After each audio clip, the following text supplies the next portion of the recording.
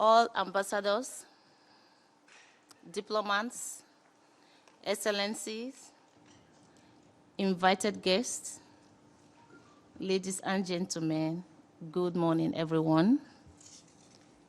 Thank you all for honoring our invitation. I'm truly honored to be co-hosting this special event with my friend, His Excellency, Ambassador Lang Yabul, Permanent Mission of the Gambia Mission to the United Nations. I'm deeply grateful to have organized this event with our collective members, including Dr. Ying Leong of our collective future group, Mr. Wang of GUC Incorporation, Sean of the Wall Street News Agency, and many of other partners that are here. The obvious question is, what is the purpose of this summit? The very reason that we are all gathered here. You see, poverty and seeking solutions for eradicating poverty and climate change are important issues and topics. Poverty, as we all have seen, is a never-ending vicious cycle of human exploitation, corruption, and abuses. Ultimately, to break this cycle, the greed of humans must be taken out of the solutions, or at least supervised by morally or obligated system. So recently, the United Nations Secretary General, Antonio Guterres, made a statement that the United Nations must embrace blockchain technologies. And so today, at this summit, we want to learn how we can actually use blockchain technology, artificial intelligence, to help in the eradication of poverty and other sustainable goals.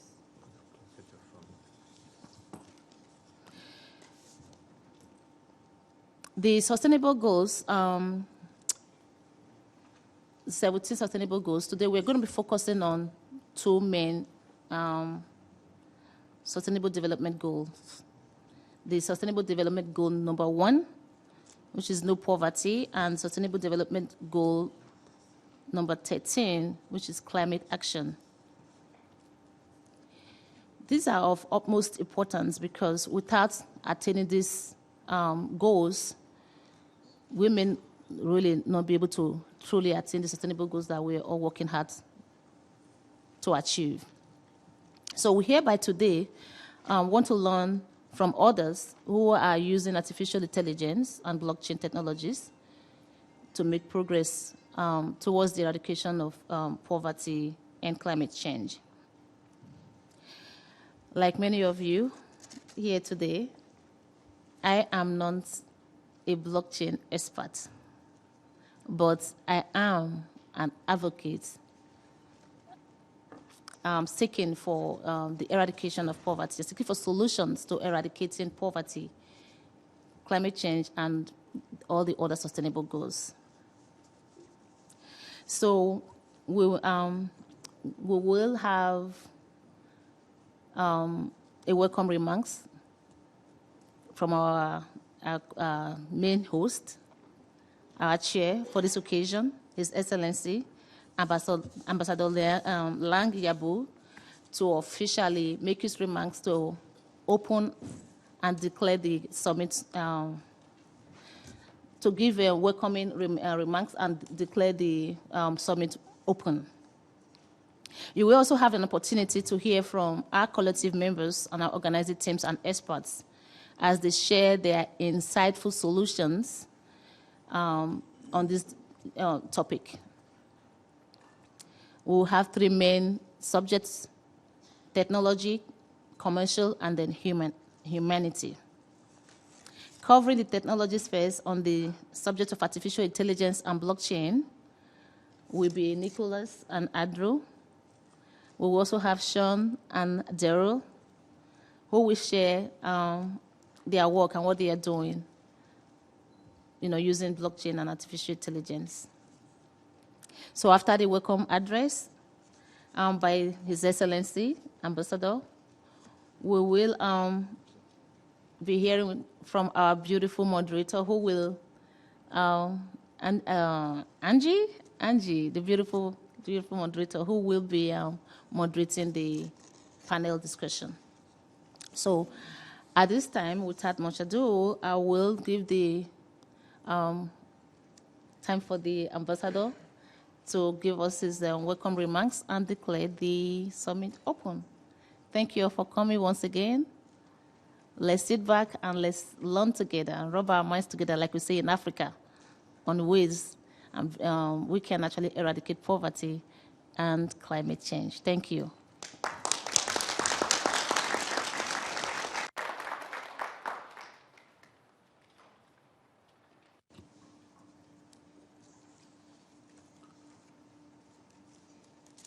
Good morning, everyone.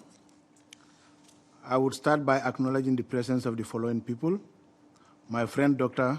QueenB, Itua, founder Global Empowerment Movement USA, representatives of Wall Street News Agency, our collective, GUC Incorporate, my colleagues from the Permanent Mission of the Gambia, diplomats, invited delegates. I am honored to be the host of this important event geared towards looking at ways of combating poverty and climate change with the use of artificial intelligence blockchain. On behalf of my colleagues at the Permanent Mission of the Gambia in New York, I seize this opportunity to extend special thanks and appreciation to Dr. QueenB Itua and her team, all other partners and attendees for enabling the realization of today's event.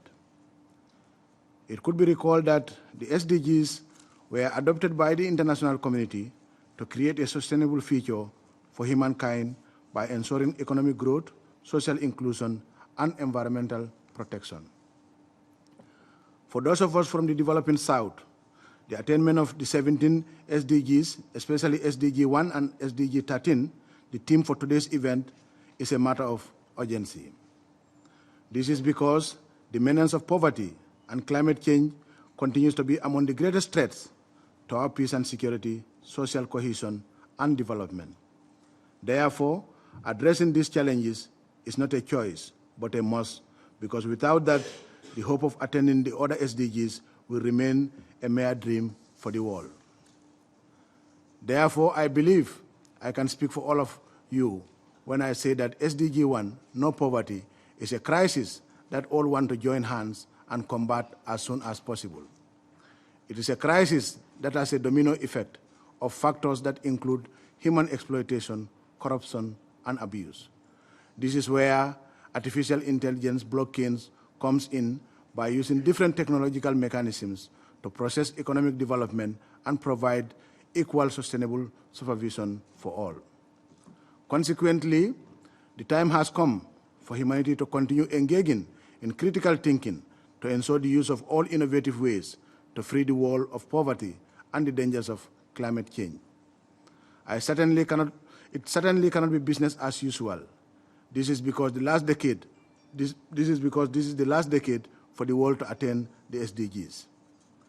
The organization of this gathering is in that spirit, and it is expected that the interventions of the knowledgeable panel of experts will help us a lot in providing better understanding as to how mankind can effectively utilize artificial intelligence blockchain to combat two of the greatest threats to mankind, i.e. poverty and climate change.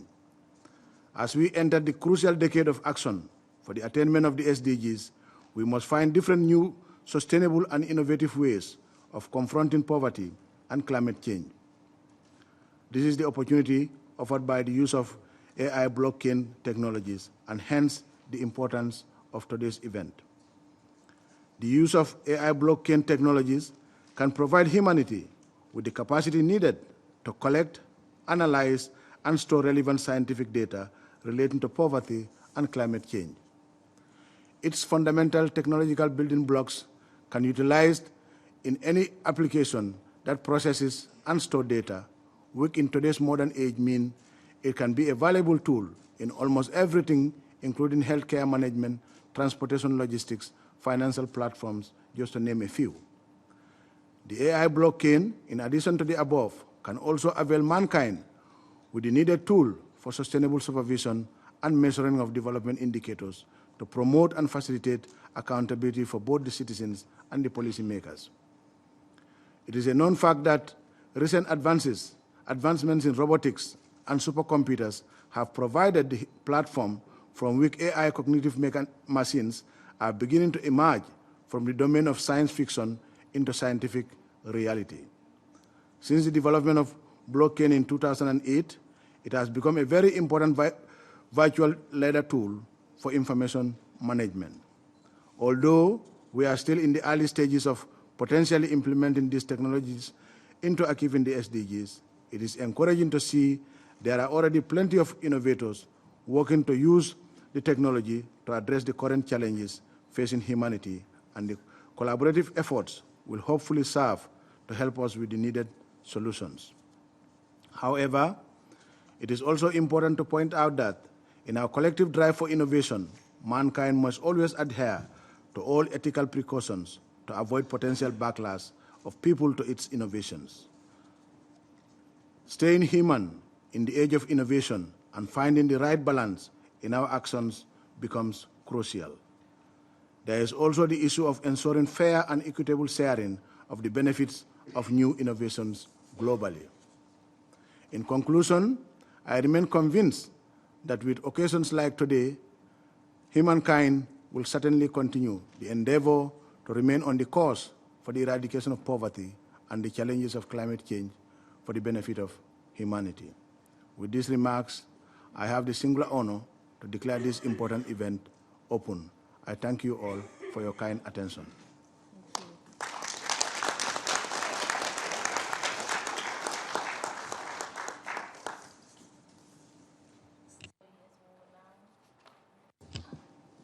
The moderator, the floor is all yours. Thank you, Dr. Queen Blessing. Thank you, Ambassador. I'm very honored to be here. I'm Angie from Wall Street News Agency. Now it's my honor to introduce the panel representation members. Nicholas Hardy. Nicholas Hardy, after spending several years in financial and overseas real estate investment, he had the good fortune of meeting Mr. Wang Lingjie, founder of GUC. Together, they realized that they share a vision of the world where blockchain technology will create an even economic playing field. For his work with Chinese immigrant communities here in New York, he has been awarded a citation of honor from the QueenB president. Let's welcome Nicholas Hardy.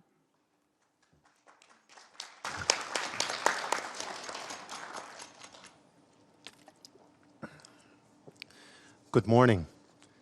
It is an honor to be here today representing GUC at the behest of the Honorable Lang Yabo and Dr. Queen Blessing Itua. Our topic for discussion, of course, is how blockchain technology can alleviate world poverty and address climate change. Poverty and climate change are perhaps the most pressing issues of our times, and I am both honored and humbled to have this opportunity to address these issues with you today. Unfortunately, I'm not sure that I, or anyone for that matter, has all the answers we are looking for. Being keenly aware of my own inadequacy to address such great and noble topics as how to alleviate poverty and climate change, I want to keep our heads out of the clouds, to keep our feet grounded, so to speak. As such, I want to start today's round of discussions by focusing on what blockchain actually is. Certainly, there are many who understand it better than I do. That being said, perhaps my layman's expression of it all will be easier for most of you to follow than an explanation steeped in technical jargon. So, while we are all here today to discuss how blockchain can help alleviate poverty and climate change, the one hope I really have from my short speech is that if you take away just one thing, then it will be a firm understanding of what blockchain is and what it is not. With all the information that is out there at our fingertips nowadays, one would think that understanding blockchain should be easy. But you see, I think part of the confusion over blockchain arises out of the fact that blockchain is in the midst of something of an identity crisis. Certainly, more attention has been given to it over the past couple of years, but blockchain inevitably gets conflated with cryptocurrency, especially Bitcoin. Just last week, I read an article on the World Economic Forum in which a writer began by correctly differentiating between blockchain, cryptocurrency, digital currency, but then proceeded to say that for the sake of brevity, those three concepts would be used interchangeably for the rest of the article. It is sleights of hand like this, both innocent and purposeful, that have brought us to a veritable fork in the road.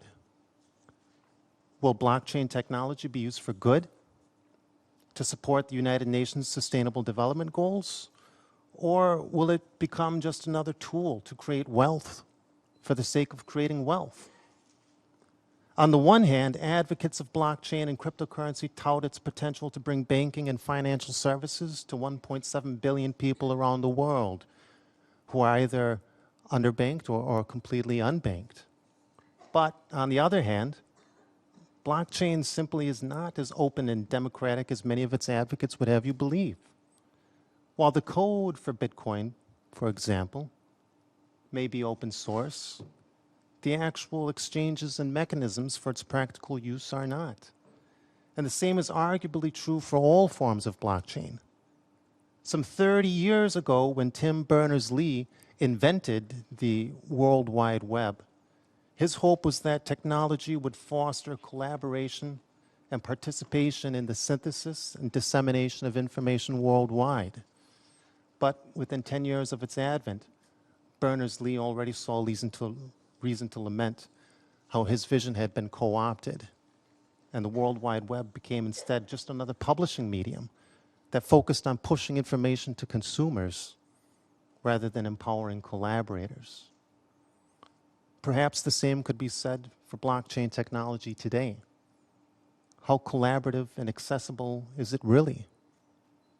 There's no shortage of speculation as to how blockchain technology can be used for things like supply chain management, insurance contracts, wills and inheritances, tracking the provenance of food, protecting the integrity of elections, real estate, intellectual property, and so much more.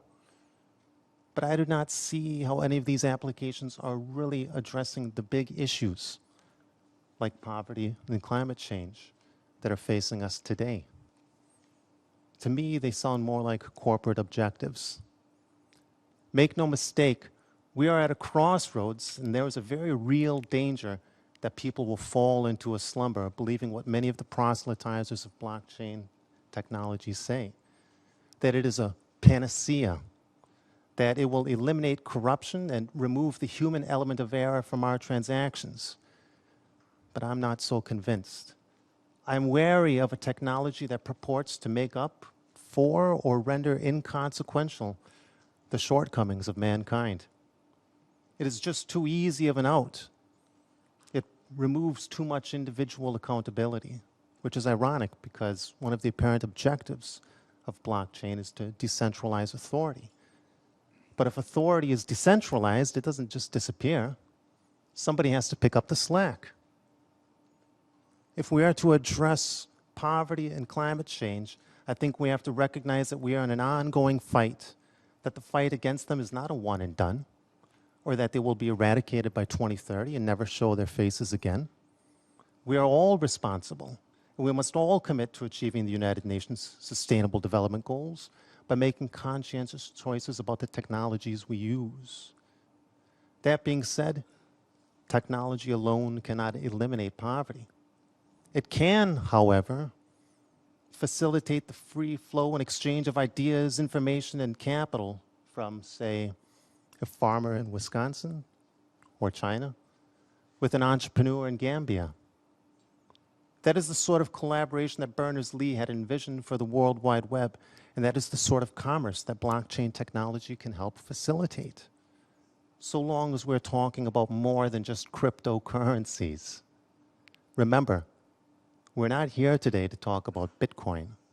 We're here to talk about blockchain, which in the simplest terms I can put it, is simply a growing list of records, which we call blocks, linked together using cryptography into an unbroken chain, hence the name blockchain. Another way of looking at it is that blockchain is a decentralized, distributed ledger that records transactions across a network so that records cannot be altered retroactively without altering all of the subsequent records. The advantage of this whole setup is that by design, blockchain is resistant to modification of its data. I emphasize the word resistant because blockchain technology, like all technology, is not perfect. But I think that part of the message often gets lost amid all the enthusiasm. While everyone is busy singing its praises and thinking of new applications for it, deep down, blockchain is basically just a means to facilitate transactions between people who do not know each other or trust each other. But is that really such a good thing?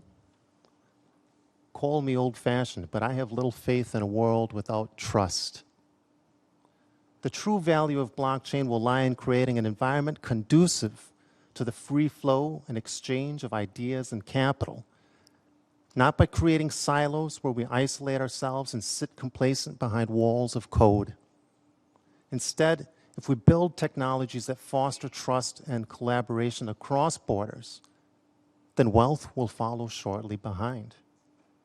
And once people have attained a level of wealth where they can be free to pursue other endeavors beyond just meeting the minimum requirements of providing for their physical needs, then we can all become stewards of this planet and address the other issues of our times, like climate change.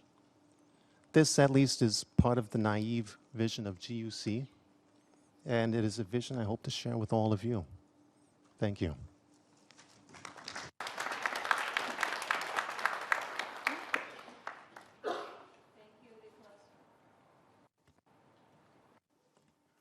Thank you, Nicholas. And next one is Andrew Zinn, the technologist. Andrew Zinn, he was an association network administrator in New York State Supreme Court, a MIS associate director in a nonprofit organization, an active investor and strategic advisor in blockchain, crypto and crypto mining, an active green energy consultant and real estate investor, developer and rental management. Let's welcome Andrew Zinn.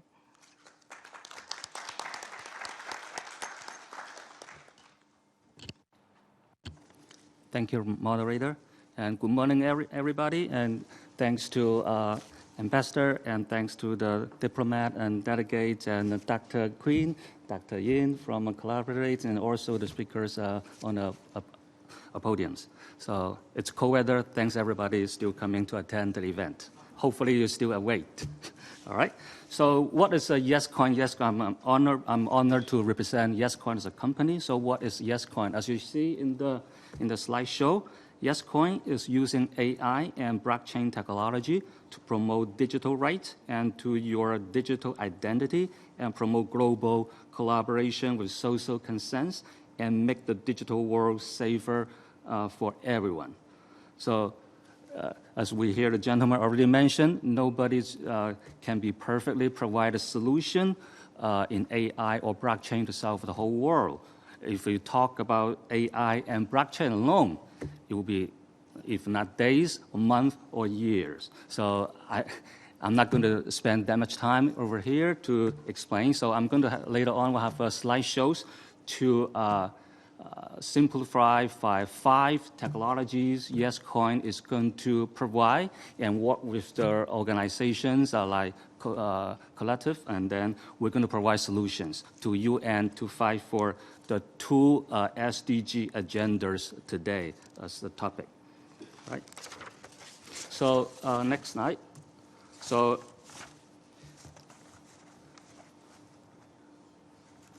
YesCoin over the speed.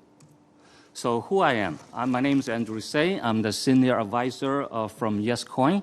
And as I the moderator already mentioned. So I have more than 20 years IT and management experience in Wall Street and also in the Unified Court System or New York State Supreme Court, and also a nonprofit organization and Electric Power Corporation. I used to work for the network infrastructure operation manager in the largest clearinghouse and settlement house in Wall Street. I also was an associate network administrator in the New York Supreme Court. And I work as a MIS associate director in a nonprofit organization. The organization is helping the people who are suffering economic uncertainty and also suffering domestic violence problems and also illness, and also have a problem in regarding to the food. So, and also I'm an active green energy consultant and a real estate investor, developer, and also manage rental properties. All right. So now, before we go deeper to the agenda, let me ask a question for everybody. So what is the definition of poverty in terms of how much dollar a person is making per day? Hopefully, anybody can answer this question. It's like Jeopardy. Boom, boom, boom, boom, boom, boom. Anybody? Anybody? Yes. I know the poverty rate over the year is making over $12,000 a year. That's one of the good answer. Who else? Well, I Googled this before I came, so it's 190, I believe, right? That's another good answer. I'm so surprised, the young gentleman. Thank you for youth and understand this question. Thank you. This is why we want to involve the youth, women, and kids. Yes. Well, are we considering just America or global? Global. Well, we know that 1.5 billion people make less than $1 a day. That's another perfect answer. Thank you. All right. So what's the UN definition? Because again, this is a UN represent the whole world. So let me speak for the UN definition. There are 17 of them. So today we're talking about 2 of them. First one is the SDG, or Sustainable Development Goal. Number 1, no poverty. There's 736 million to 1.3 billion people live in some forms of poverty, making less than $1.25 a day. That will be in the range, and then all 3 of answers. All right. Thank you. That's a good answer.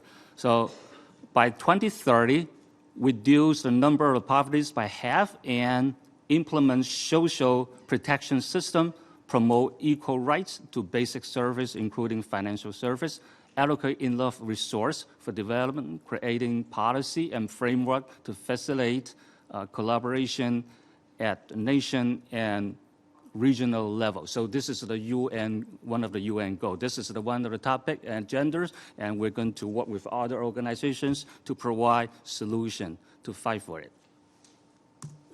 So another agenda and the UN SDG 13 is the climate action. So burning large amount of fossil fuels are alter weather patterns that are direct and indirectly impact our food production and also lead sea level rising 1 to 4 feet by 2100. By 2030, strengthen capacity to respond to nature disaster, integrated planning and national policies, promote awareness, committed to $100 billion annual green funding. Again, $100 billion annual green funding, and increase capacity on women, youth, the gentleman, I was surprised, so youth, and local community. So this is the one of the SDGs and from UN. So as you see, UN has a very, very a big goal. I was told by 2021, this $100 billion annual green funding will be available, but I don't get my word on it. I just I heard this target from UN. All right, so we talk about SDG, we talk about the AI and blockchain. So how YesCoin is going to help and provide and work with other associates to provide solution to fight for these two agendas. So let me introduce 5 technologies YesCoin is embraced right now. So first one, we're using hybrid mode. So as we heard the gentleman earlier mention, blockchain has one of the major characters, decentralized. As we were aware, majority of the financial system or government or a lot of systems are using centralized systems. So what's the difference between centralized and decentralized system? So centralized is, by simple words, controlled by a single entity. Decentralized is no single one entity controlling the entity. So by using this technology, we're going to provide a security and the performance in terms of speed to bridge to new world adoption, wealth, and distribution. So meaning that everybody who will participate this in the investment in terms of financials. So second technology, as you see on the slide, is biometric ID. It's a digital identity right. It can access to the financial service, reduce the fraud. As everybody is using, I believe right now, fingerprint is one of them. Facial recognition, I believe in a lot of countries, including these countries, and in Asia especially, are fully utilize this kind of technology. And voice recognition technology, I know everybody is using like phone, like a lot of like lights and music, and are using the voice recognition to operate those tools and devices. This is a second technology our company is offering to help to provide a solution. And third is a KYC AML compliance. We're compliance ready. We are going to cooperate with government, NGO, or non-government organization, private sectors, to provide the KYC or know your customer or an AML, anti-money laundering. I believe a lot of big corporations, financial especially, and governments, every employee they required to take the course and test after that in order to continue your employment. So this is another technology.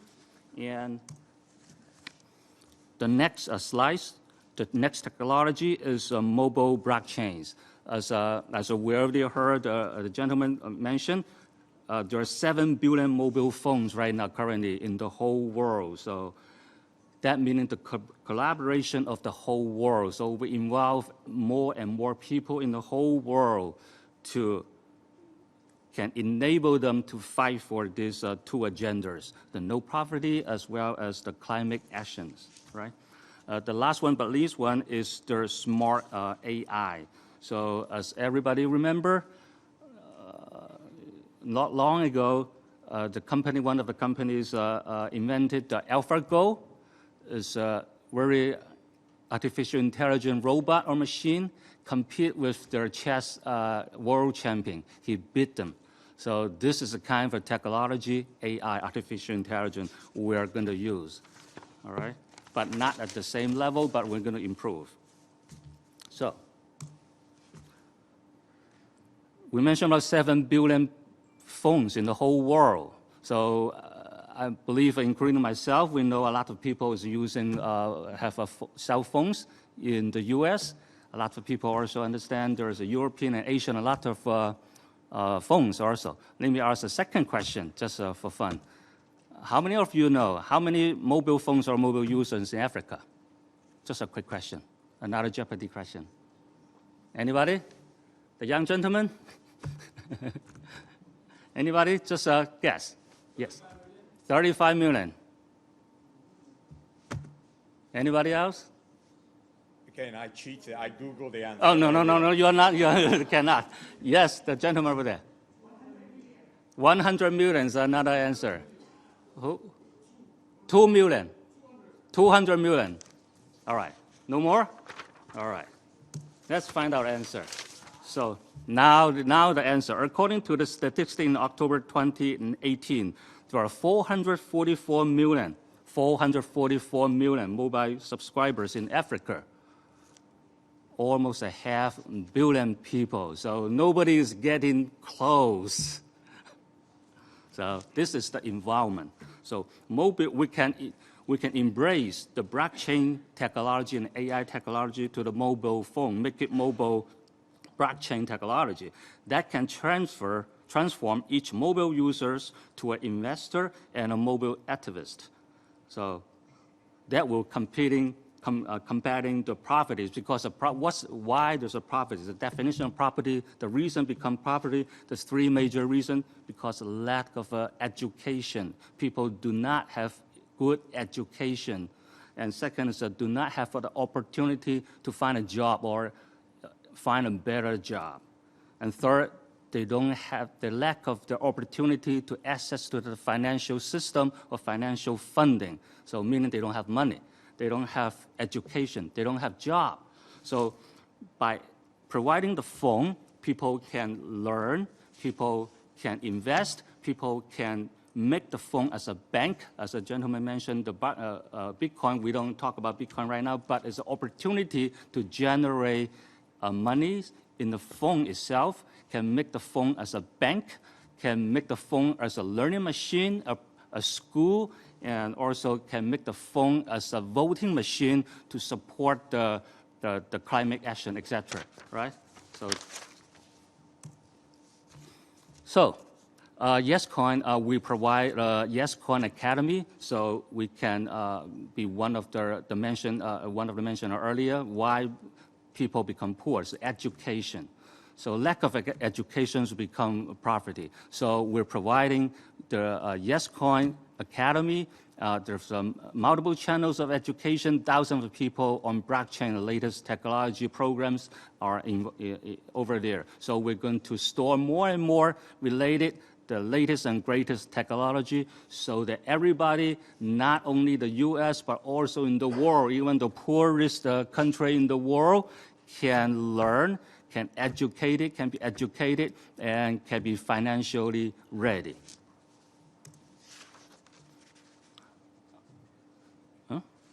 So we have right now a very good campaign or program fighting for the climate action. We call Go Green with a YesCoin campaign. So what do we do? So the members help promote awareness by submitting the photo of how they can contribute to the climate action.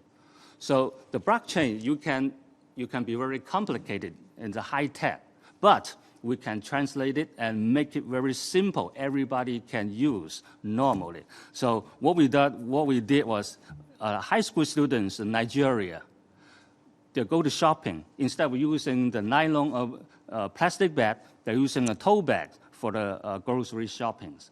So because it's a recycled bag, people can use and use again and again and again. So this is one of the good examples, the small examples to make things simple, but we are using AI and the blockchain technology in the background and to make it happen and to make everybody engaged, involved in the whole world, no matter where you are, how good you are, how high of education you are. So currently, YesCoin, we have users or we have investors. We have people who owns our coins in more than 104 countries. I'm not sure if you can see in the map. So the countries will have a different color if it's involved. I have a detailed number. So specifically, there are 150,000 Yes token holders right now in the world, and 400 of them in 104 countries have been KYC verified and have established the digital identity, which allow them to access not only the financial service, but also the education system and job opportunities. So what's the KYC again? Know your customers, and AML also. So to make it short, so I know a lot of people will have a lot of questions in terms of all the topics. Again, no one solution, no one person can solve the whole world, but we're working with all the organizations on the podiums, and also try to involve everybody. We make the complicated things simple, make it happen. In the background, we provide the technology, AI, and blockchain to support this and make it easier, and make it more powerful, make it faster, make it more secure.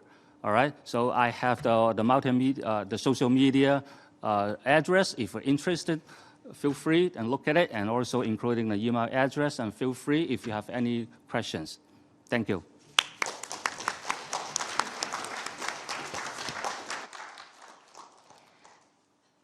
Thank you, Andrew. Thank you very much. Now I cannot wait to introduce this amazing woman to both of us. She is the founder of Global Empowerment Movement, GEM, organization with United Nations Economic and Social Council status since 2018.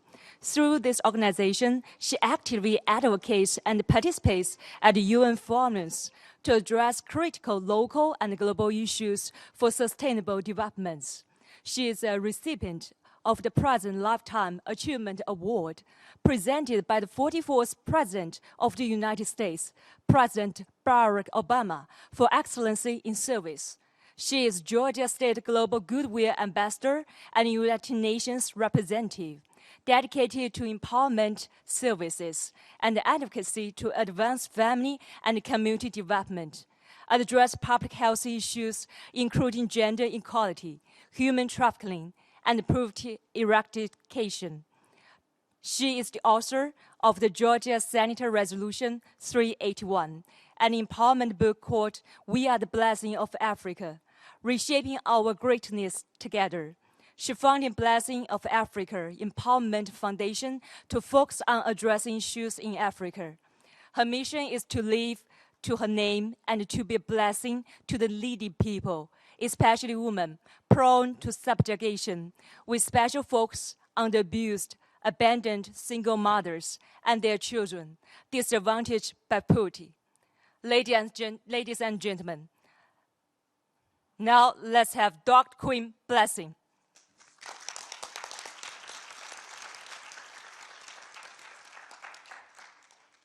Wow, thank you so much. Once again, I want to say thank you to every one of you for making it here.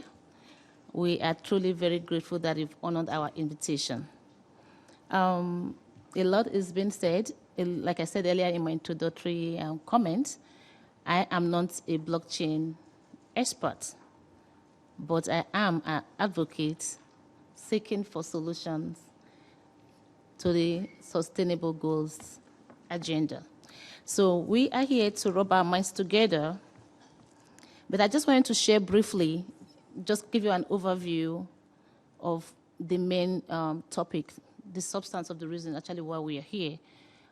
We are all affected by the climate change, and we see poverty all around us.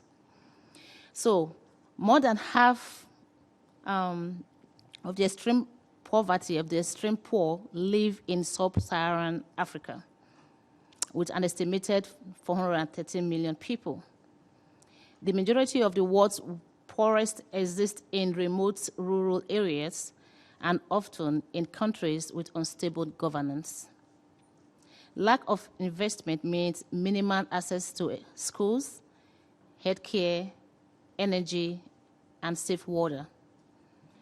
Localized issues such as socio-economic status, gender, ethnicity, and geography are determining factors on what resources these poor communities can readily access from national and international funding agencies. There are many factors that causes and sustain poverty. Let me take that again. There are many factors that causes and sustain poverty. Natural causes can be earthquakes, just as we've seen all around us, Haiti in 2020, and severe droughts in Somalia in 2016. Although the natural disasters may be short-term, the lasting effects are typically long-term. The magnitude 7 earthquake in Haiti may have only lasted for a few minutes, but the devastation of the country's economy is still felt after a decade. International humanitarian aids are essential during the initial devastating impact of a natural disaster, but one adverse consequences of long-term aids replacing real infrastructural investment in a vicious cycle of sustaining poverty instead of trying to solve poverty.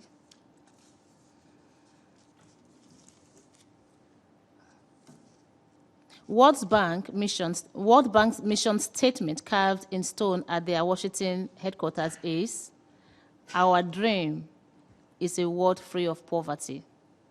And their Millennium Development Goals is to eradicate extreme poverty by 2030.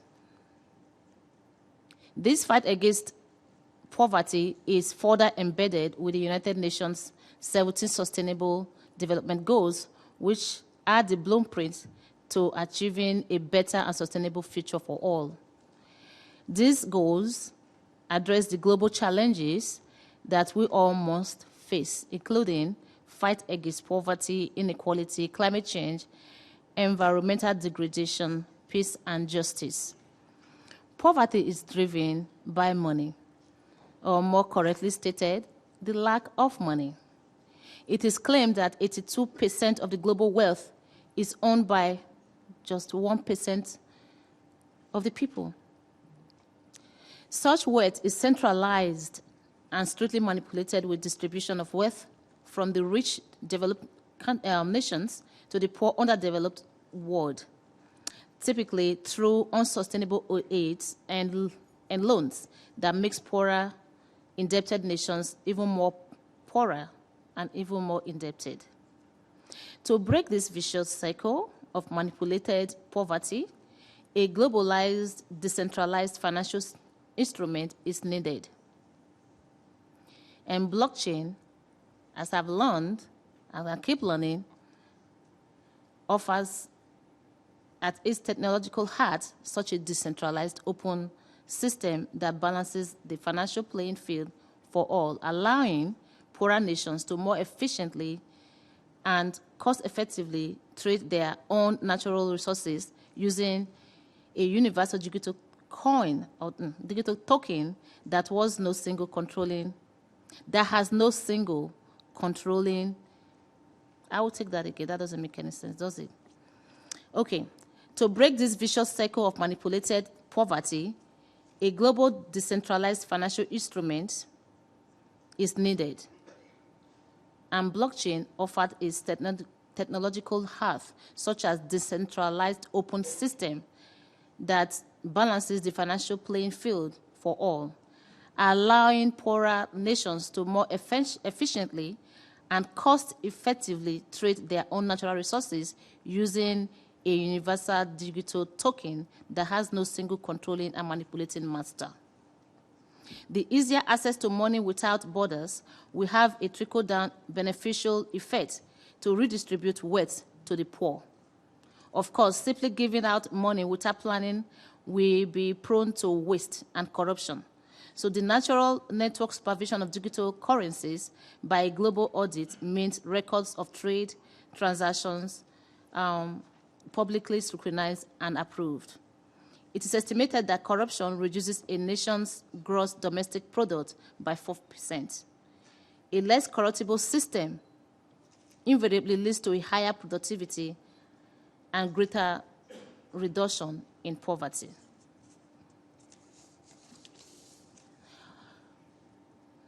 Although the vast majority of scientists agree that human activities are contributing factors to global warming, there are opponents that challenge such assessments.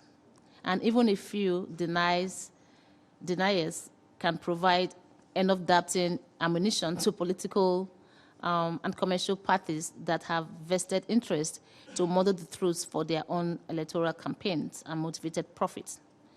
Like predicting the weather, the science behind analyzing the vast quantities of data is complex, creating enough uncertainties to allow for this spread of misinformation and conflicting arguments. A 2013 assessment of over 20,000 published scientific papers since 1990 indicates that 97% concludes that global warming is caused by humans. Despite this overwhelming consensus, I will skip a line. Opponents of climate change usually cite the fact that our planet has naturally enduring periodic cycles of ice, ages, and global warming before men even learned how to use fire, or even that high level of atmospheric carbon dioxide is good for trees. Scientists may find such argument as oversimplification and distortion of facts, but for the majority of average non-technical people, these simplistic statements are easy to digest and, in many cases, place sufficient doubts on the minds to take the reality of climate change seriously. As Mark Twain famously quoted, there are lies, damned lies, and then there are statistics. Although this quote may be considered humorous, the consequence of having statistical data is analyzed and how meaningful conclusions can be drawn from them are very serious matters. In the case of climate change studies, the impact of making the wrong decisions may well determine the future survival of humanity. The amount of data collected on climate change studies are vast, and the modeling used to interpret the data are highly complex. To date, most climate scientists tend to work on their own research in academic isolation or small collaborative group, develop their own algorithms to manipulate their collected data and draw their own conclusions, which even for unsupposedly unbiased scientists, there are invariably personal biasing that goes into their research findings, and most importantly, in how they propose solution. Blockchain is specifically a digital ledger that correlates, manipulates, and stores vast amount of continuous incoming data. Hence, it is ideally suited as a potential global depository for all climate research data. Artificial intelligence, by its very nature, is a self-learning automated system that advances its knowledge base with each subsequent iterations, and therefore is also ideally suited as an unbiased analyzer of climate data that can refine accurate climate change predictions and provide real practical solutions. Google spent $500 million in 2014 to purchase artificial intelligence AL development company DeepMind, which is used mainly for playing games. One of its AI software programs, AlphaZero, was able to self-learn how to play chess in less than 4 hours to beat all other humans and computer programs. Games are fun, but not life-saving. Imagine what a similar investment in a serious artificial intelligence climate change system with blockchain data management could solve for humanity to come. I just read to you something that we prepared based on the topic of our conversation. But many of us still cannot understand how all of this blockchain and artificial intelligence can help to combat poverty and climate change. So it's a continuous effort of learning. I will still apply myself to learning more. What this is actually simply saying is the effectiveness of having blockchain at the background to solving the problems that we have. So I will leave this to the next person to tackle, and let's hear how they are using blockchain and artificial intelligence. Once again, thank you for listening and thank you for being here.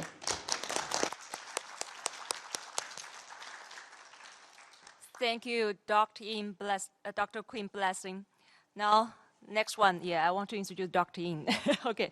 Now, I'm very glad to introduce this patent inventor, award-winning author. Leon has been actively involved in the technology space for several decades and has many published scientific articles, including Perfect Cytography, series of unbreakable cycryption algorithms. He has developed the concept of embedding moral command codes into AI blockchain algorithms that will safeguard human creators from their own AI creations. Let's welcome Dr. Leon In.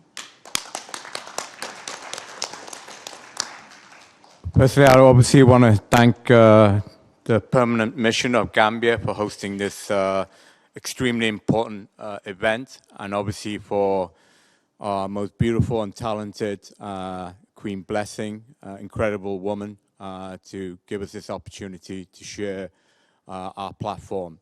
Queen Blessing actually told me on day one when I approached her to put this great event on that when you put this on, you better have solutions, because Gambia wants solution.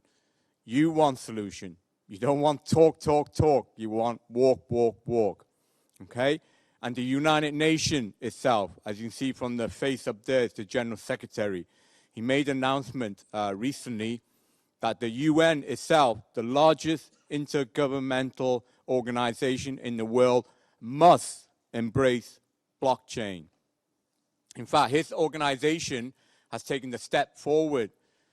His Children Fund, which accepts $6 billion, has now officially and legally accept Bitcoin and Ethereum within its donation. Do you know just how big a landmark that is? It is huge. Obviously, we want, on this stage, I'm joined by not just talkers, but walkers, like GUC here. They already have digital currency. So obviously, we want to use that money for good causes. Otherwise, we won't be up on this stage. So, yes, we want to do the action that you, the General Secretary, has said that must be part of this organization, digital currency, okay? Of course, there's a lot more to blockchain than digital currency, as Nicholas pointed out, and as I will obviously go into a bit more detail. So how are we going to do the walking instead of talking? All right, I'm talking a lot up here, but what am I walking? Well, I'm walking with my global organization, our collective, which I'm totally blessed to have absolutely amazing people. Obviously, Queen Blessing is one of the most talented. She didn't get her award from the President, Barack Obama, for just doing nothing. She's an absolute angel. She's empowering women around the world, albeit predominantly in Africa. She's promoting through her movies, through her book, and she's raising 4 beautiful children and a mother on her own. Damn, I can't even look after myself. Yeah, exactly. She deserves that applause, not me. And other walkers. I mean, there's a gentleman over there, Vincent, movie star, superstar, concert pianist. But he set his life apart with the riches and went out to field. He took a bullet literally to his head in Sudan, protecting children. Okay, if it wasn't for a Kevlar helmet, he won't be sitting there now. We'll be posting eulogies about him and his grave.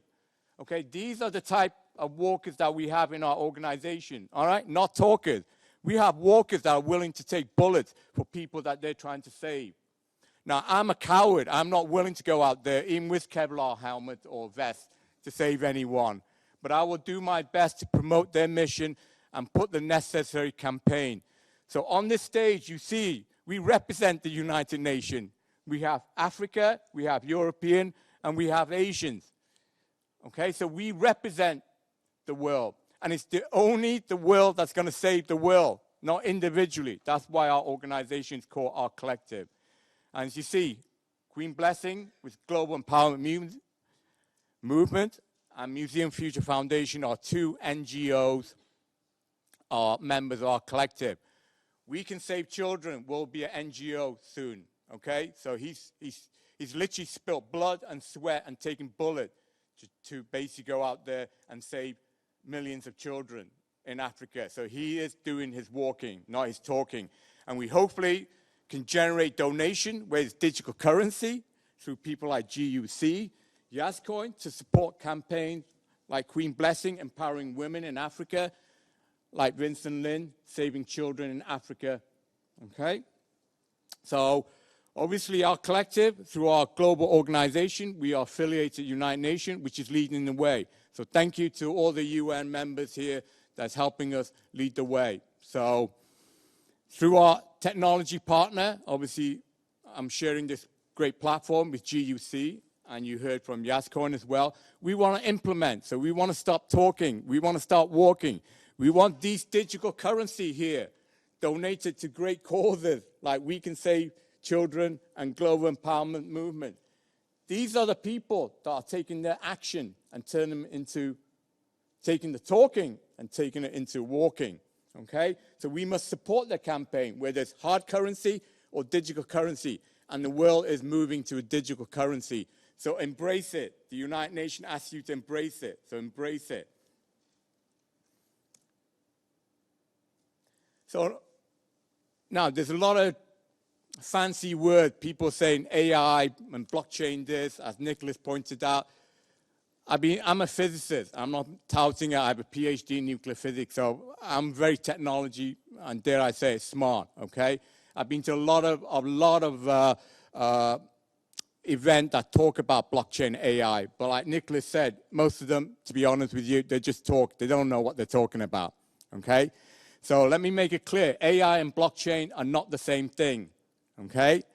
Blockchain is a relatively new invention, only just a decade old. AI has been around for 50 years. You probably watch movies on it, Terminator, etc. Yeah, that is AI. And that is real, okay? Few talk about it, but there is a danger of AI. If you do not program AI correctly, AI can be very, very dangerous. Russia reportedly has an automated weaponized system called Dead Hand that controls its nuclear weapon. Okay? There are drones that are flying over conflict areas that are automated. So the world is approaching what you're seeing in the movies, Terminator. Okay? And like in movie Terminator, the AI, if not programmed correctly, could turn on its creator, which is us. So our collective organization, like I said, we do great deeds.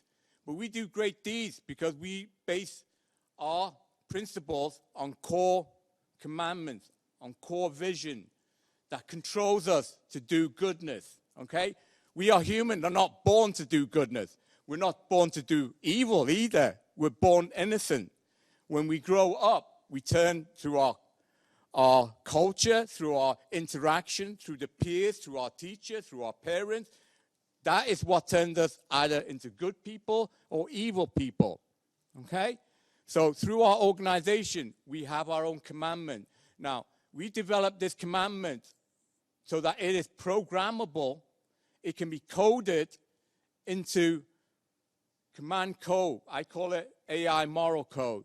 Those command code can be programmed not just into the software, but embedded into firmware to protect the AI, to make, the way I describe it is to put humanity into AI, okay? Humanity into AI.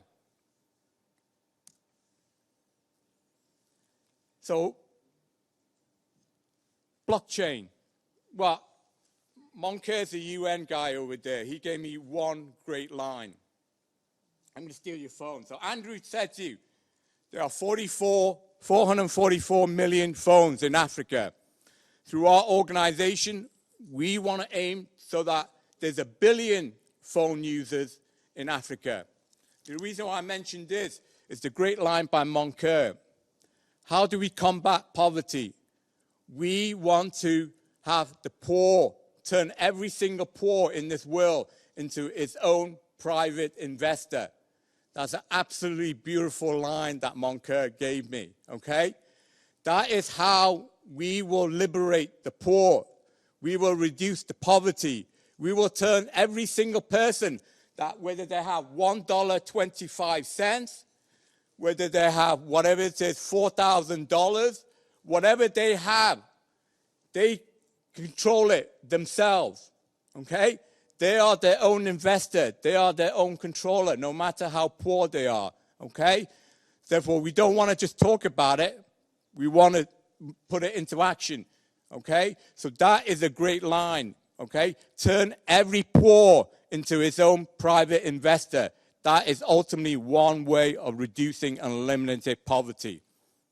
The other way of reducing poverty, as mentioned by Queen, is reduce corruption. If we overnight can eliminate corruption, we will put 4% of the gross domestic product of a nation back into the nation's economy and wealth, okay? And that is what blockchain can do. As Andrew mentioned, the security aspects of it, you take the control from the human. We are all corruptible.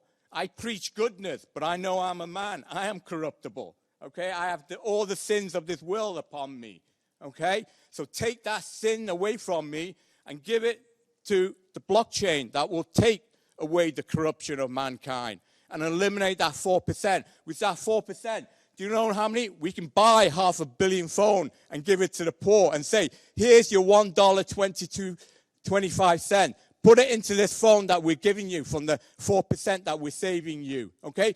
This is your own money. You are your own investor. Take control of your own destiny, okay? You are no longer poor. You can control your own money, okay? So that is our goal. That is what we want to do. That's what we want to put action into our talk. So obviously, I'm not going to rehash the fraud corruption part of it, which Yascoin and GUC are embedded in their technology. Okay? It is a vital component of security that people, when they use their financial, their 125, they know it is there, it's secure, and they can use it for quick, fast transaction. Now, that's blockchain. So where's the AI come into it? If you go to any expert now, it's all about AI, blockchain, okay? AI is simple. It's a machine that thinks for itself.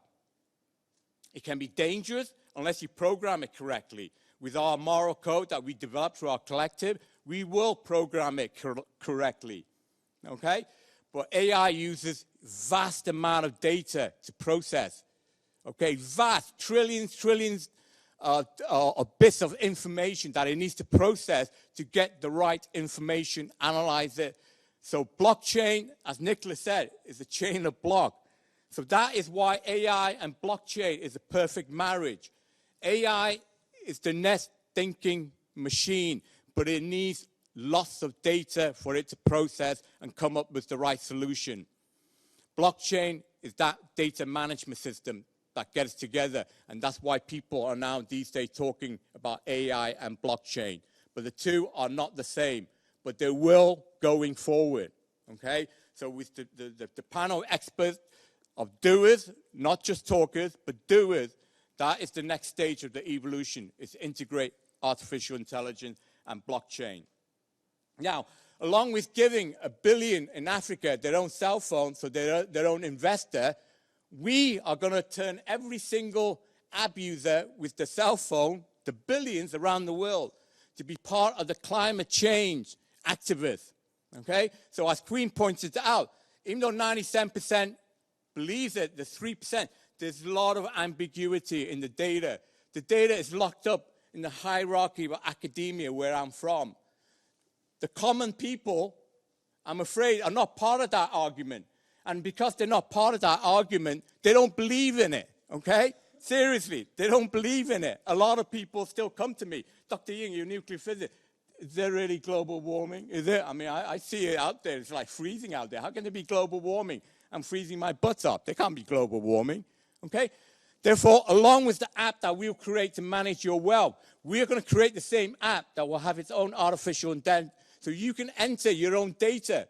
So All 7 billion people on this planet one day will have their own phone to control their own financial thing. They will also be their own climate change activists. They will enter their own localized climate data, what the temperature like, what the sea level like, what the humidity like, everything. All that will go to a single AI machine that whether the United Nations, it will not belong to any one nation. It will be independent.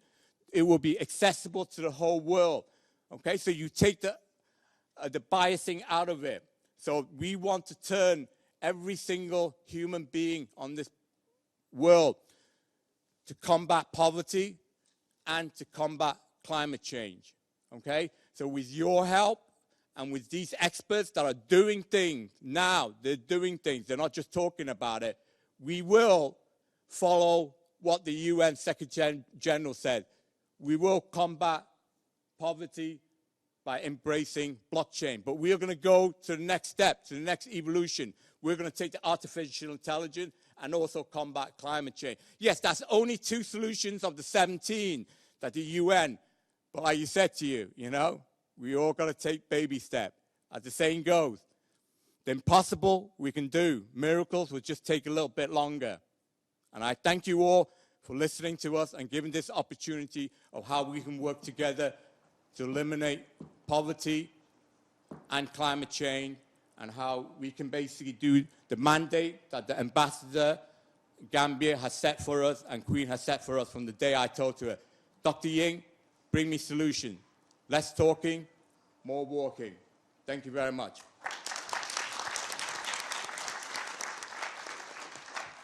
Thank you, our physicist. Let's welcome Yu Xiangmin. He's not only the president from the Wall Street News Agency, but also a real leader. Yu Xiangmin, please. Dear Ambassador Lang Yabu, His Excellency, dear Queen Blessing Iswa, Her Excellency, dear GOC leaders and members, dear ladies and gentlemen, good afternoon. Today, I'm very pleased to take this golden opportunity to make a speech here about blockchain technology and news media. Thanks a lot to Ambassador Lang Yabo, His Excellency, to Queen Blessing Iswa, Her Excellency, to GOC leaders and members, to all ladies and gentlemen here attending this conference in this meeting room. Thank you very much. Now, please let me introduce a little bit about our Wall Street News Agency and how it's connected to the new technology, blockchain. Wall Street News Agency, it created by me, and my name is Yu Xiangmin, and many of you already know me because I'm famous of this book, right? And many. And we set up this news medium, Wall Street News Agency, in September 2019, which is developed from Wall Street Times, reset in 2018, and originally founded in 2013 with headquarter office in Wall Street at 14 Wall Street, 20th floor. And we have a branch office called Chinatown Station in Chinatown at 52 East Broadway, the 5th floor.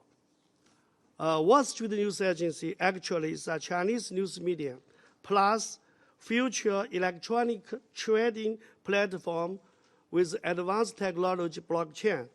We have been publishing newspapers both electronically and in paper, both in Chinese and English languages. Next, please let me talk about the relationship between Wall Street News Agency and the new technology, blockchain technology. Why do we have such a soft spot for blockchain? Throughout the history of the media, we can see the media has been holding 4 periods of transformation and development. The first one is the classical media era, many telegraph, telephone, and correspondence. And in our Chinese, we even have a chicken hair to send messages. We call it 鸡毛信. The second space period of era of traditional medium, we exchange ideas through television, newspaper, magazine, and books. The third period of self-media era. Since the media era, Facebook, Twitter, LinkedIn, especially with Chinese Weibo and WeChat movements, have become one of the most important sources of information. Moments have become a way of life in WeChat for the Chinese people. But we also have WhatsApp. We can send our ideas through Facebook, Twitter, LinkedIn. But for the Chinese people, especially the Chinese community and 1.4 billion Chinese, they like WeChat. We spread our understanding of life through the new lifestyle attitude. With the popularization of big data, the internet-based self-media has ushered in an intelligent upgrade. This is a way of spreading your reading habits based on big data, but we quickly find out that in the reading world, people are easily caught in the vortex formed by the differences between subjective preferences and opinions. Unity, the way the world is presented, is fragmented. The fourth area is the arrival of the blockchain media era. In this system, people can eliminate fake news, get content insensitively and level realization, and make money by writing articles and reading articles. Everyone is creating. Blockchain media is not only reporting, but also distributing, decentralizing, contracting. It can issue tokens, new distributed media, we call it distributed media. Traditional Chinese, yin-yang theory, and Western bilaterally have many common points. Based on the blockchain technology and application, the media is managed by the blockchain methods. This is a brand new media ecology. Wall Street News Agency is catching up with these four technology changes of humanity. Blockchain technology, access to the use of the medium. The major market of Wall Street News Agency is positioned in Chinese news medium, online electronically trading platform. We currently have a very strong team. We created 3 major information publish platforms. 1, electronic network newspaper. 2, paper medium newspaper, books and magazines. The 3rd, WeChat public information. In line with today's summit, as stated by Dr. QueenB in her opening context overview, the United Nations Secretary General Antonio Guterres says in a statement provided to Forbes that the United Nations, the intergovernmental giant, needs to embrace blockchain. This article was published in our Wall Street News Agency newspapers, both in English and in Chinese, dated January 20, 2020, January 10, 2020. Now we have decided to recommend blockchain technology to every field, especially to the United Nations 17 Sustainable Development Projects. Let's work it out together under your efforts. Wall Street News Agency will apply the new technology blockchain to our own system to create a brand new news media. Let's work it out together under your support. Thank you. Thank you very much for your listening, and thank you very much for your support. Thank you. Thank you, Yuxiaoming, again. Now let's invite Speak Starring from Sable Ascent Corn Corp.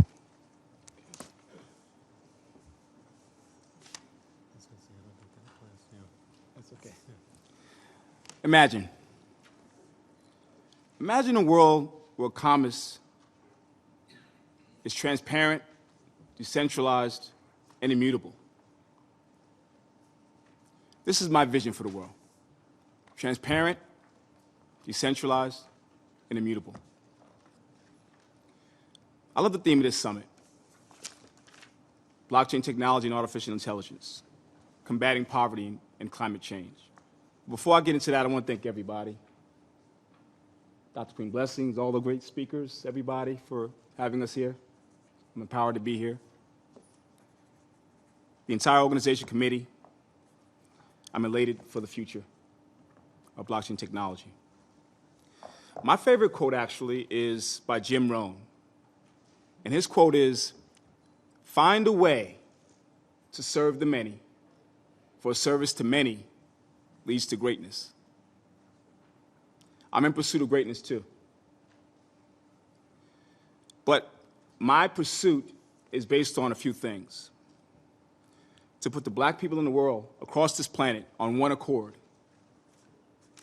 on an each one, teach one strategy to understanding the future of blockchain technology and how it's going to impact and eliminate poverty. That's my mission. Ladies and gentlemen, boys and girls, friends and foes, leaders and followers, we have a serious problem. Yes, we do have 3 billion people in poverty around the world, making less than $1.90 per day. Well, we're here now, right? So what are we going to do about it? We're talking about solutions and the problems in the 21st century. We're looking at our communities around the world, our countries, and our companies. The highest level of poverty is in countries that need to implement and execute initiatives in blockchain technology today. I'm talking about systems. I'm talking about sectors. We're talking about data storage, voting, infrastructure, education, cloud storage, healthcare, supply chain management, energy, and of course, banking. By creating applications, guys, blockchain technology in private for governments and public for everybody is a way to assist in executing and integrating our impoverished people into the system. We need to start not just training, but educating and re-educating those that already have education. All we need is internet access. As long as we have the infrastructure for internet access, we can educate, train, and re-educate those that are already educated on this technology through workshops, summits, forums, private, public, schools, churches, on how this technology works. In languages like Python, Flutter, C++, Solidity, these are languages in blockchain technology. In less than 4 months, a person can earn upwards of $30,000 to $60,000 USD, not $1.90 per day, creating a new tax base through education. This is a 10-year new growth rate in software development worldwide. Sable Ascent has programmers in 4 countries, all black countries. As a builder of blockchain technology and a digital currency focused on the empowerment and the eradication of poverty in black countries and cities around this planet, it's our job, and I'm humbly here to serve, to help and assist Queen Blessing and the rest of the panel in eliminating poverty using blockchain technology. Thank you.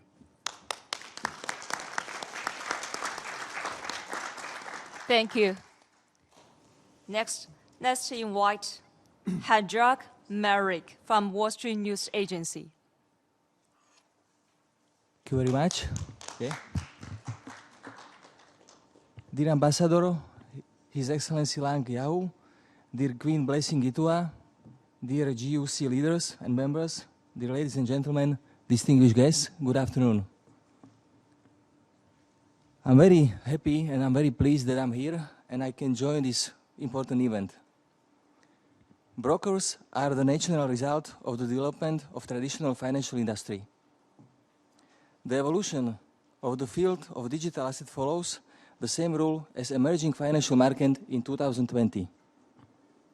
Traditional financial brokers have started to enter the field of digital assets, trading while emerging fintech enterprises have joined to game too.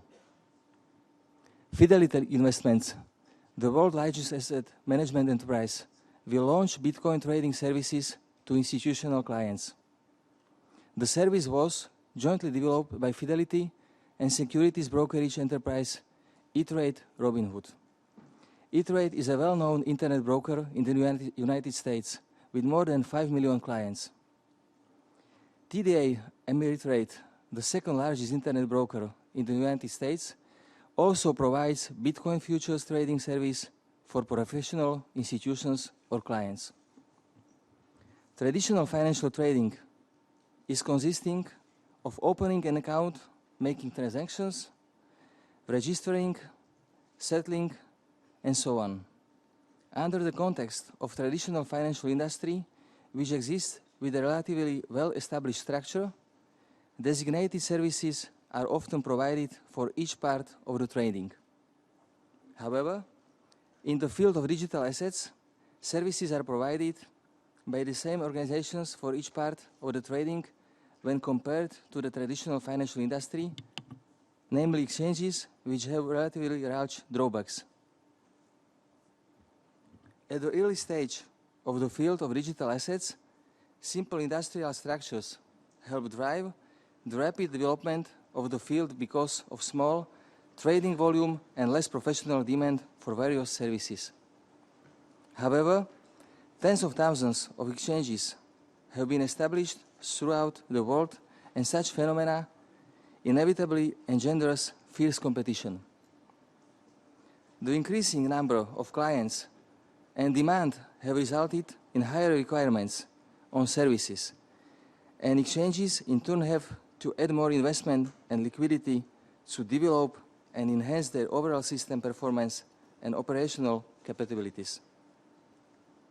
Exchanges need to upgrade each link of their services to step up their game, but the concentration and irrational allocation of resources and liquidity could hinder the development of the industry.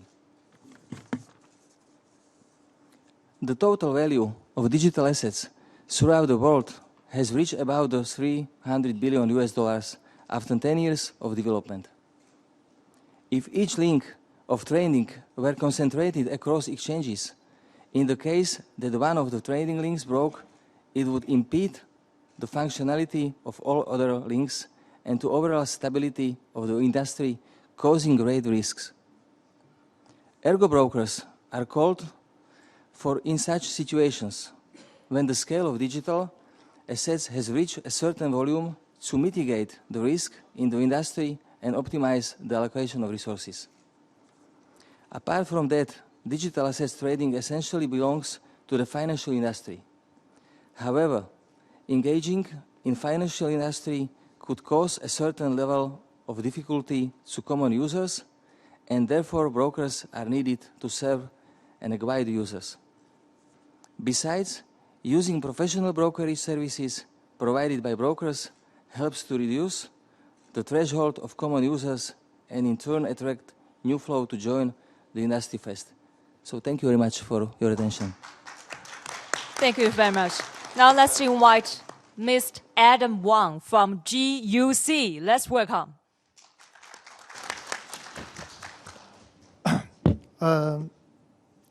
大家好，到我这儿就变汉语了啊。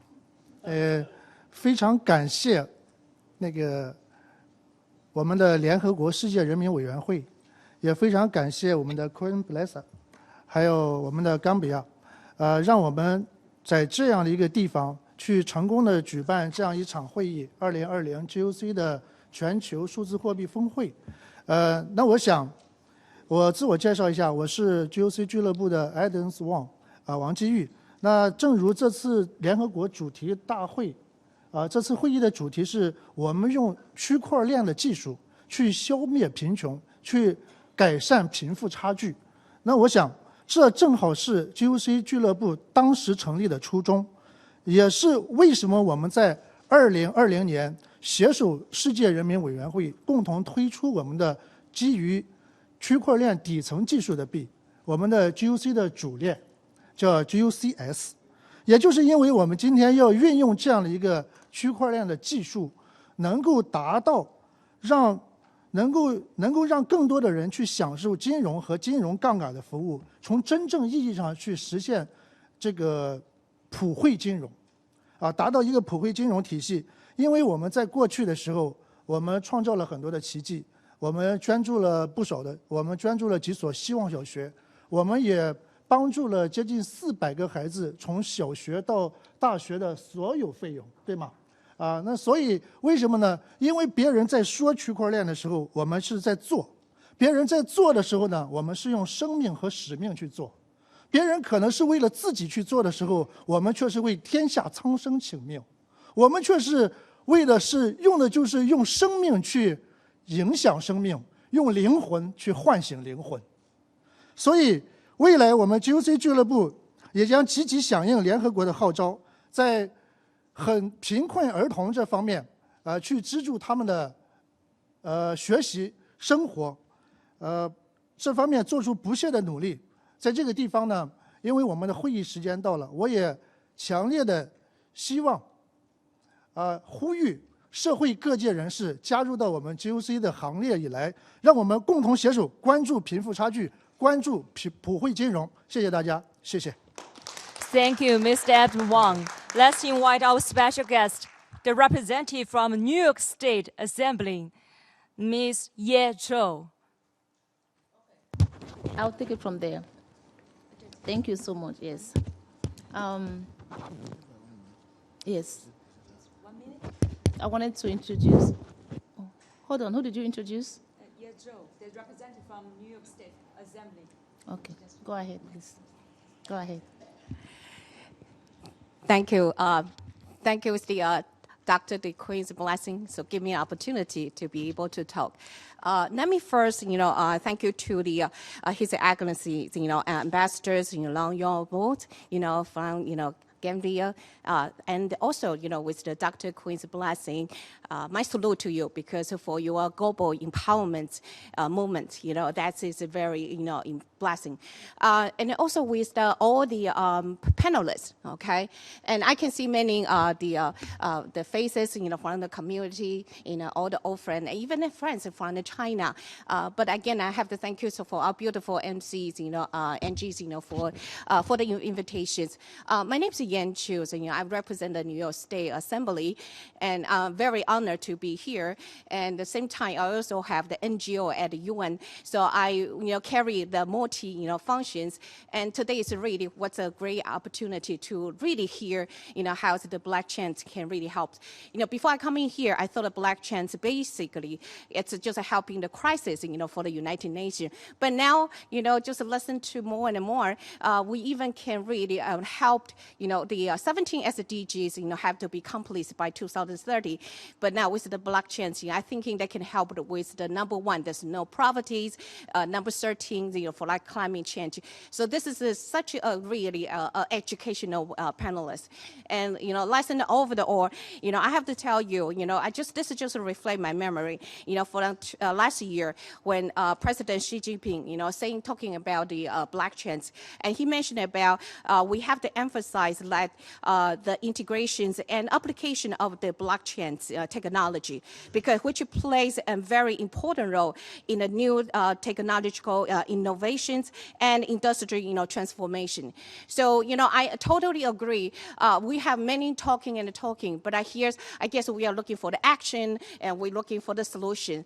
And especially for the Andrew Chais, you're talking about this is the kind of blockchains can be the cooperation, okay, with the NGOs, the government, all the private sectors. So I guess that each one of us sitting here, we definitely can benefit that. But what are we going to do? What kind of action we're going to do? So I think I'm really expecting, I'm really happy to come and learning and to hear what's said. But I guess next time we need to see the actions. Thank you so much.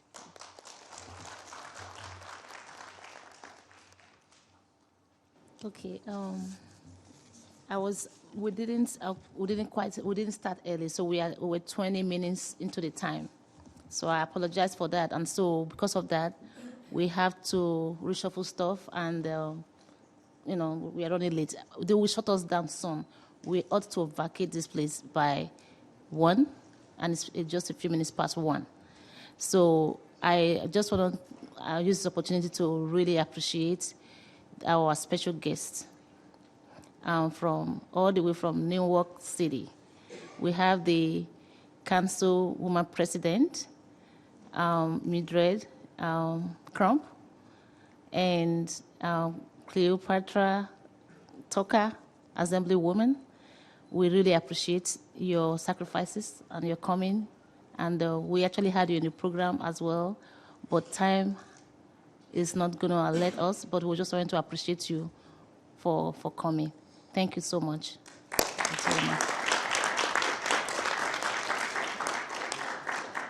I also cannot look at the audience and not, I'm surprised.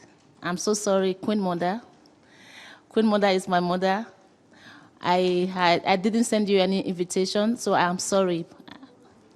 I know you understand. I have been running up and down, but I'm glad you are here. Thank you so much.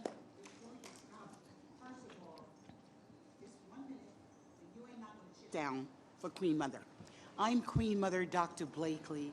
I'm the community mayor of Harlem and the ambassador of goodwill to Africa. And I've been in this home for 50 years as a humanitarian. I am very proud of you, Princess Blessings, of talking about the poverty and looking at the SDGs. Women will be gathering in March in Harlem from all over the world at the Apollo Theater. So with you coming in with blockchain and coming up with a solution and a plan of action for us, we appreciate you. And blessings upon all of us in the spirit and the energy of blessings which God has granted her, the energy to come to us for sustainable and development goals for 2030. We bless you, and also our ambassador from the Gambia. Blessings to all of you. Blessings. That's our Queen Mother for you. That's our Queen Mother for you. Thank you so much. I pray that they will not shut off on us. Our special guest now, do you want to say a word or two? Mildred, Councilwoman President from New York. Good afternoon. Am I on? Press. Yeah, it's on now. I'm live. Good afternoon, everyone. Can you hear me? My name is Mildred Crump, and I have the honor and privilege of being a public servant in the great city of Newark, New Jersey, the largest city in the state of New Jersey. I am absolutely delighted to be in your midst today as you hold this conference on a very important subject. Poverty is international, but it is particularly acute in communities of color. And so as each one of you has expressed some solutions, that's the reason I'm happy to be in your audience. I want to thank Queen Blessing, one of the most phenomenal women that I know. So somebody should clap on that one. Among the other incredible women who are also in this space, for inviting me to be a part of this great subject. I took notes. I felt as though I was in school. And Mr. Yan, Men, you know that I am a note. Some of you know who I am, know that I take notes. So I will take your wisdom back to Newark.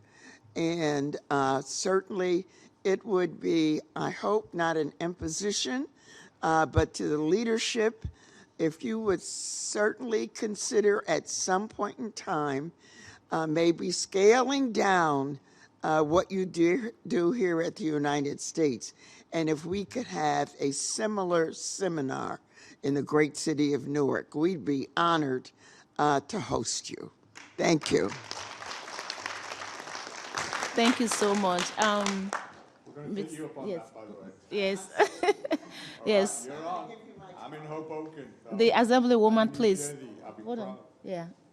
The Assemblywoman, Cleopatra. Queen.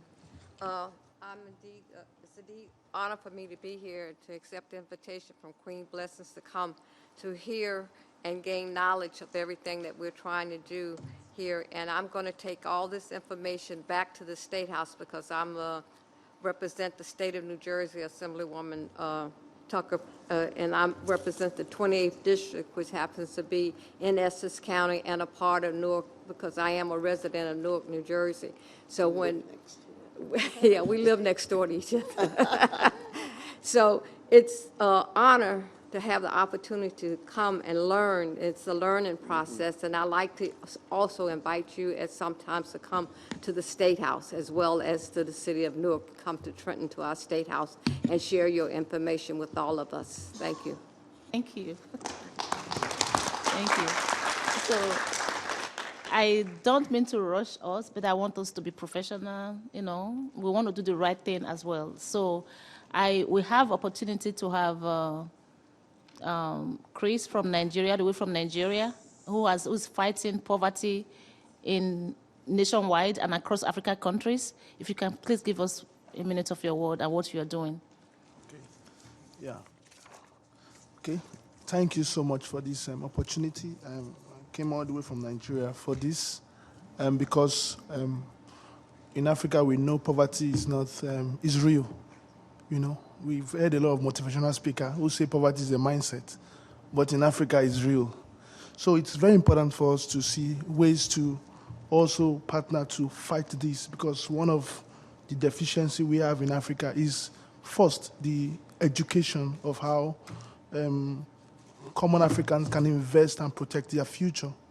And for me, I see digital economy as one of the ways to combating it, because it only do not give fish to them, it also teach them how to fish. So for us, like Queen Blessing have said, we want to see things practically working beyond just talking. We want to see implementation of what we have said today so that the African community can be liberated from the poverty which have long encapsulated them. Thank you so much for your time.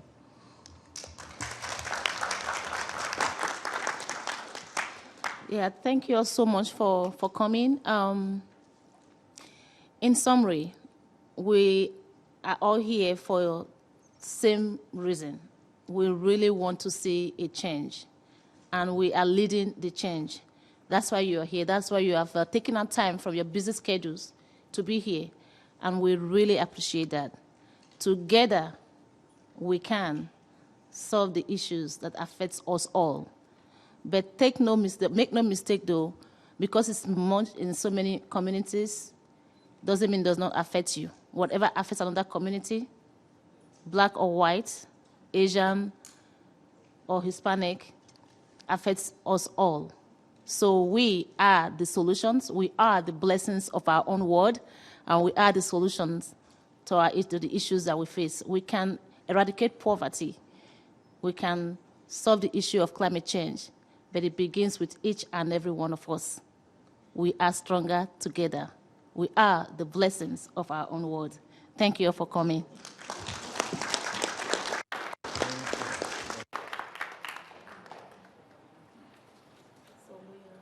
Pictures? Okay. For those of you who had received the information earlier, for a follow-up luncheon, we will still have it at 1:30. We'll talk after this. If you had that invitation, please, let's talk about it after. Thank you all. 大家那个可以这个，我们来照个合影，这样能照多少？就在那个吧。然后摄影师到前面，大家这样照一下。另外，我们会议继续是1点半啊。但是到我们那个兰巴又大使的领馆里面有个餐会啊。但是大家出点 donation 是500块钱 donation 到我们大使馆去，大使 yes yes we can do it 哎，好，那我们先干杯。